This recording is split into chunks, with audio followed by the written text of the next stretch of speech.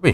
সালাতের সময় হয়ে গেলে আজান শুরুর আগেই কি নামাজ আদায় করা যাবে? ভাত খাওয়ার সময় কি বাম হাতে গ্লাস ধরে পানি খাওয়া যাবে? নামাজের মধ্যে এক সূরা যদি দুইবার পড়ি তাহলে কি আমার নামাজ হবে? জুমার নামাজ পড়া সম্ভব না হলে কি আমি জোহরের নামাজ পড়তে পারবো?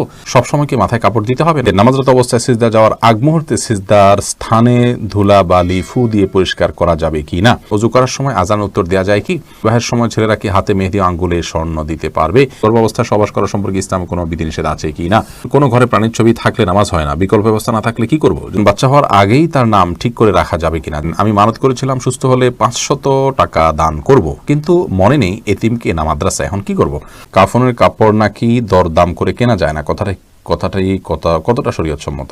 আমি একজন গৃহিণী, প্রতিদিন সংসারের অনেক কাজ করা হয়, এই কাজ করে কিভাবে সওয়াব অর্জন করতে পারবো? মানে সংসারের কাজকে কিভাবে ইবাদতে রূপান্তরিত করতে পারি?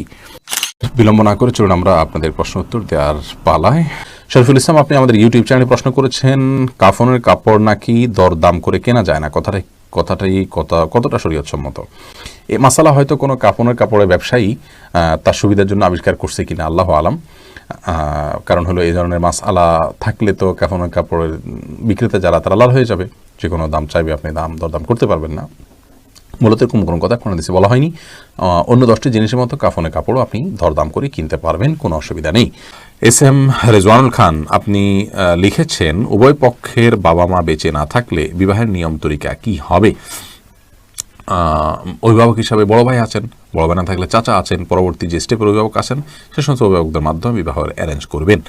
এরপরে সুমাইয়া আক্তার সুমা, আপনি লিখেছেন কোনো ঘরে প্রাণীর ছবি থাকলে নামাজ হয় না, বিকল্প ব্যবস্থা না থাকলে কি করব? যদি বিকল্প ব্যবস্থা না থাকে তাহলে সেক্ষেত্রে প্রাণীর ছবিকে ডেকে নামাজ পড়বেন।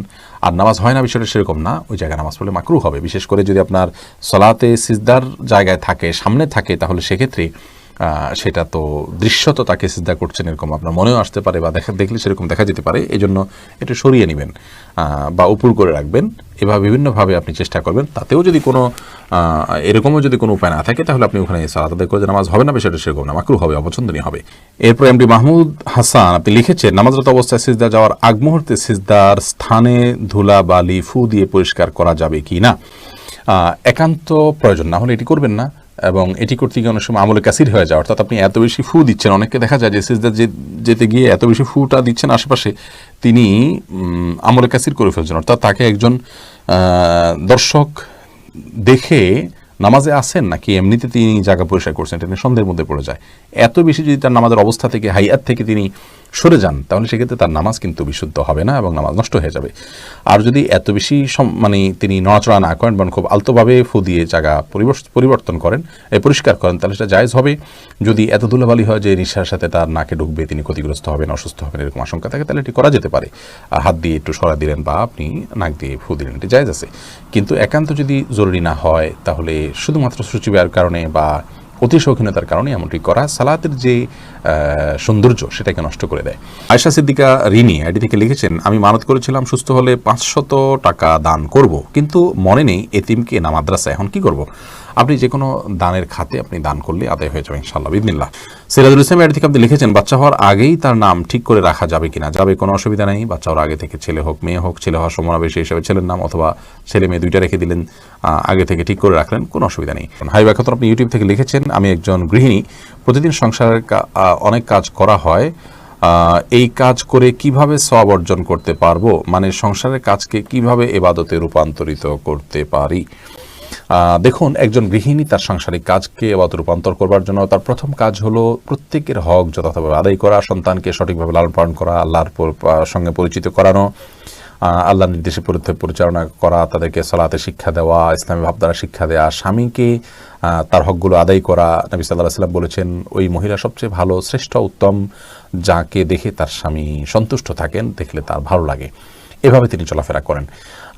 অনেক হাদিসে আসছে, নবী সাল্লাল্লাহু আলাইহি ওয়াসাল্লাম বলেছেন, ইযা সাল্লাতিল মারআতু খামসাহা ওয়া সামাত শাহরাহা ওয়া আতাআত বা'লাহা ওয়া হাফিজাত ফারজাহা, যে মহিলা 5 ওয়াক্ত সালাত আদায় করেন এবং সিয়াম পালন করেন, তার স্বামীর আনুগত্য করেন, লজ্জাস্থান হেফাজত করেন, সে জান্নাতের যে কোনো দরজা দিয়ে প্রবেশ করতে পারবে।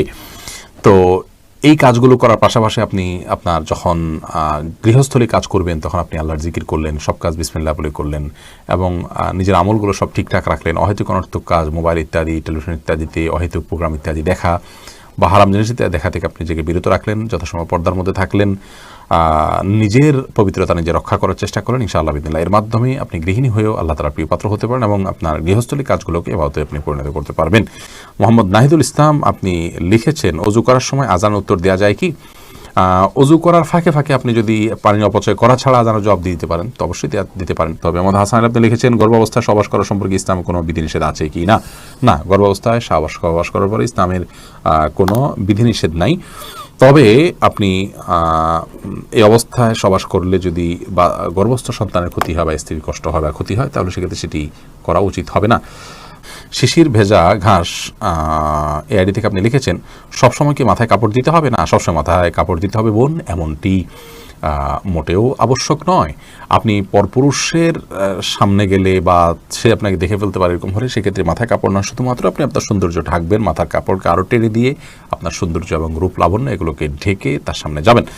আর এর বাইরে আপনি আপনার বাসায় আপনার বাবা, ভাই, বোন বা আপনার মহিলারা, তারপর আপনার ছেলে, মাহরাম যারা আছেন তাদের সামনে আপনাকে মাথা সবসময় ঢেকে রাখতে হবে কাপড় দিয়ে, এমনটা আবশ্যক নয়। তবে হ্যাঁ, আপনি ফিতনার এই যুগে নিজেকে যথাসম্ভব সেফে রাখার জন্য আপনি অন্য পুরুষদের সামনে, অর্থাৎ বাসার মাহরম পুরুষদের সামনে, ধরুন শ্বশুর আছেন, আপনার বড় ভাই আছেন, বড় সন্তান, ছেলে সন্তান আছেন, তাদের সামনে মাথার কাপড় টাপড় দিয়ে থাকতে পারলে ভালো, কিন্তু মাথায় কাপড় দিয়ে রাখতে হবে সব সময়, এটা পর্দার নির্দেশ এরকমটি কিন্তু নয় নিজের পরিবারের সদস্যদের সামনে, অর্থাৎ মাহরামদের সামনে।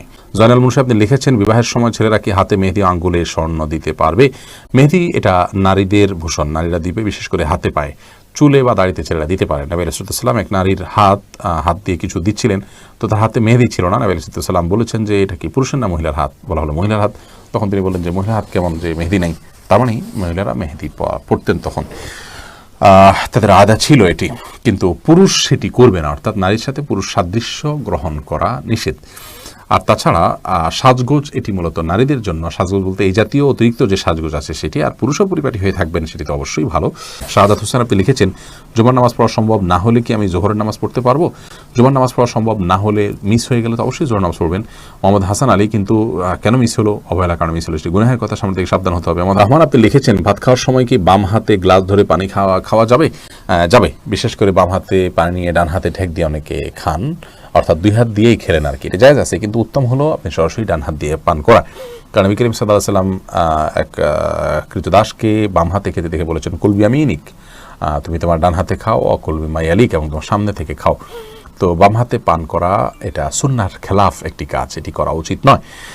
ডান হাতে যথাসম্ভব পান করা উচিত, কিন্তু ডান হাতে আমাদের খাবার লেগে থাকে, বিশেষ করে আমরা যারা এই সাবকন্টিনেন্টে থাকি, আমাদের খাবারগুলো এরকম যে ভাত তরকারি ঝোল টোল দিয়ে খেতে গেলে আমাদের হাত মেখে যায়, গ্লাসে ধরলে নষ্ট হয়ে যায়, সেখানে আমরা আঙুল চেটে খেয়ে তারপরে ধরতে পারি, সেটা আমাদের জন্য অধিকতর সুন্নাহর নিকটবর্তী এবং ভালো।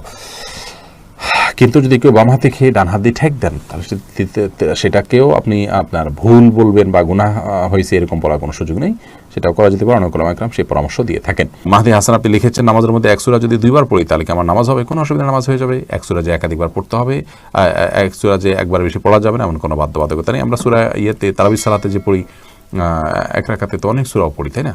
কোনো অসুবিধা নেই। জান্নাতুল ইমিন আপনি লিখেছেন, সালাতের সময় হয়ে গেলে আজান শুরুর আগেই কি নামাজ আদায় করা যাবে? সালাতের সময় হয়ে গেলে আজান শুরুর আগে আপনি সালাত আদায় করতে পারেন, কোনো অসুবিধা নেই। সালাতের সময় হওয়াটা হলো মূল। ইন্না সালাতা কানাত আলাল মুমিনিনা কিতাবাম মাওকুতা, সালাত নির্দিষ্ট সময় আদায় করাটাকে ফরজ করা হয়েছে। আজান হলে তারপরে জামাত হবে, আজান হলো ডাকার জন্য, কিন্তু তার আগে মা বোনরা তার জায়গায়, পুরুষরাও তার জায়গায় সালাত আদায় করতে পারবেন, কোনো